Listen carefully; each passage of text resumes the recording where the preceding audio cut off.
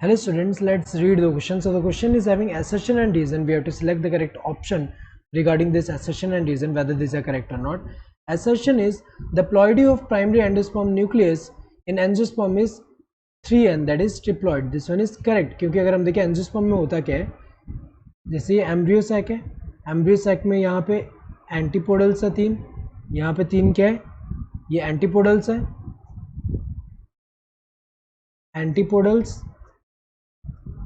और यहाँ पे एक एग सेल है, एग सेल, 2 सिनर्जिड सेल्स हैं जिनमें ऐसे फिलिफॉर्म अपैरेटस प्रेजेंट है जो कि ऐसे फिंगर लाइक प्रोजेक्शन है। तो ये क्या है, सिनर्जिड्स हैं, ये दोनों क्या है,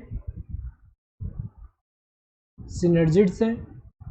देन यहाँ पे 2 पोलर न्यूक्लियाई है एंड ये किस सेल में प्रेजेंट है, लार्ज सेल जो है सेंट्रल सेल में प्रेजेंट है। नाउ जब यहाँ पे पोलन ट्यूब आता है, पोलन ट्यूब एंटर कहाँ होगा, वन ऑफ द सिनर्जिड में एंटर होगा, किसी एक सिनर्जिड में एंटर होगा। और यहाँ पे जो पोलन ट्यूब में क्या होंगे, 2 मेल गैमेट रिलीज करेंगे सिनर्जिड का जो साइटोप्लाज्म है, इसमें एक मेल गैमेट जो होगा वो क्या करेगा, एक मेल गैमेट जो होगा, मेल गैमेट हमें पता है हैप्लॉइड होगा, इट विल फ्यूज टू, किसके साथ फ्यूज करेगा, एग सेल के साथ, एग सेल के साथ, और फॉर्म क्या करेगा, जाइगोट।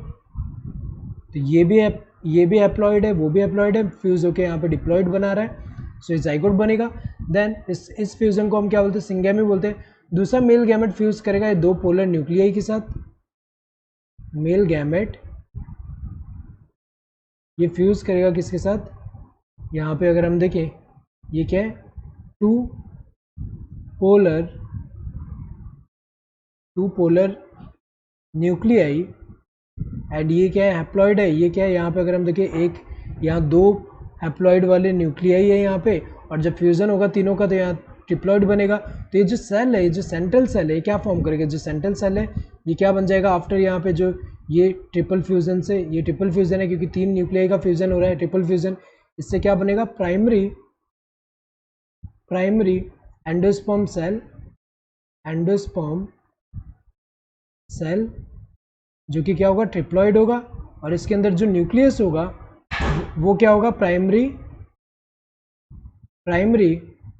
एंडोस्पर्म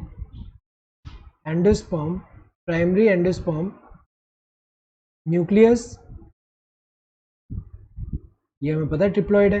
तो अगर देखा जाए ये जो है यही आगे जाके डिवाइड होके क्या फॉर्म करता है, एंडोस्पर्म फॉर्म करता है, एंडोस्पर्म फॉर्म करेगा, एंडोस्पर्म। तो अगर देखा जाए इसलिए एंडोस्पर्म जो होता है वो क्या है, ट्रिप्लॉइड है क्योंकि इसी से बन रहा है। तो ये तो करेक्ट है, ट्रिप्लॉइड है, प्राइमरी एंडोस्पर्म न्यूक्लियस जो है वो क्या होगा, ट्रिप्लॉइड होता है एंजियोस्पर्म में।